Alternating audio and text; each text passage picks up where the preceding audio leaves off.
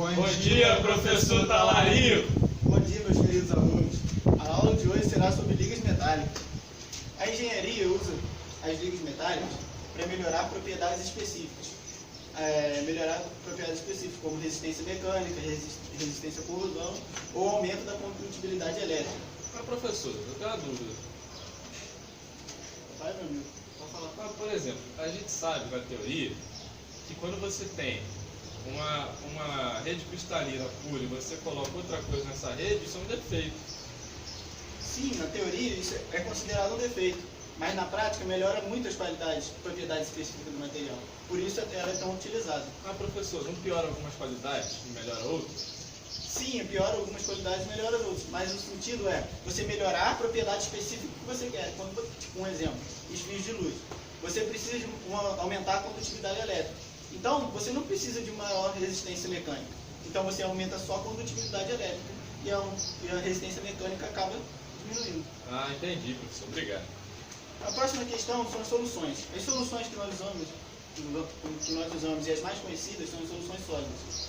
E para isso, para termos uma solução sólida na temperatura ambiente, precisamos da solubilidade, para entendermos melhor. A solubilidade é a relação do soluto com o solvente.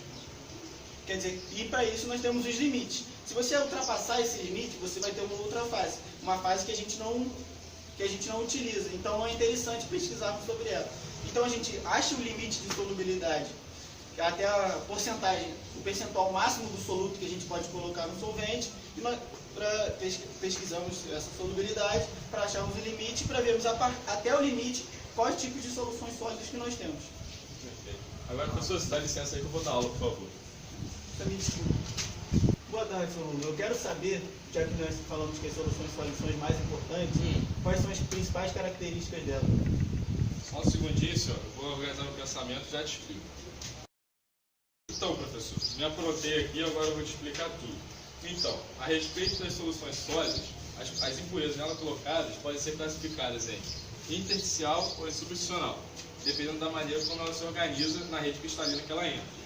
Isso vai depender de alguns fatores básicos, do raio atômico, da eletronegatividade e da rede cristalina. Se tivermos que o raio atômico do elemento é diferente, em grande parte, um bom tamanho, daquele do elemento constituinte da matriz, teremos favorecimento de uma impureza intersticial. Seguindo essa mesma lógica, se a eletronegatividade também apresentar diferenças elevadas, também nos favorecerá essa característica. E a rede cristalina também deve ser diferente. Ou seja, podemos fazer um resumo dizendo que a intersticial temos uma grande diferença entre o elemento colocado e o elemento que recebe a impureza. Já na substitucional, o próprio nome já sugere que esse elemento vai substituir um elemento da matriz, enquanto na intersticial ela ocupa o intertício.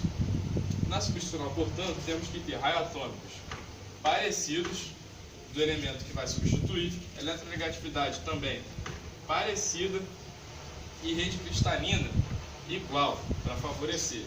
Logo, podemos colocar que ele deve ter características aproximadas em relação ao elemento que ele vai substituir. E sobre a valência, você não está esquecendo alguma coisa não, Lulu? Professor, bem lembrado. A respeito da valência na substitucional, a gente pode dizer que a valência daquele que vai ser colocado tem que ser igual ou maior que aquela do elemento constituinte da matriz, professor, bem lembrado. Parabéns. Agora o senhor pode me dar dois exemplos, um sendo intersticial e outro substitucional? Não, professor, posso não. Eu sei, professor. Vai lá então, Psirico, fica à vontade. Professor, duvido o Psirico saber dar um exemplo certo isso aí. Ele sabe sim, tem fé nele. Vai lá, Psirico. Então, professor, eu vou dar exemplo do aço, que seria uma impureza intersticial, e eu vou dar o exemplo do cuproníquel, que seria uma impureza substitucional. Quando nós adicionamos a impureza, que seria o carbono, o ferro, nós temos o aço. Que aqui há pouca semelhança do soluto do solvente. Então, o seu limite de solubilidade é baixo. Já aqui, quando nós adicionamos a impureza, que seria o níquel, no cobre, se dá o cuproníquel. E aqui há uma grande semelhança do soluto e do solvente. Devido a isso, então, há um maior nível de solubilidade. Muito bem. Só um fato importante que eu esqueci de dizer para vocês é que é o seguinte, quando você bota o soluto no solvente, a rede cristalina não é alterada. Ou seja, se você botar o carbono na rede cristalina do ferro, a rede cristalina do ferro continua intacta. E a mesma coisa acontece no cuproníquel. Quando você adiciona o níquel na rede cristalina do cobre, a rede cristalina continua mesmo intacta, não se altera. Então, é só isso. Muito bem, Psirico.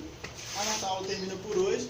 Meus alunos estão cada vez mais afiados e o salário continua pequenininho.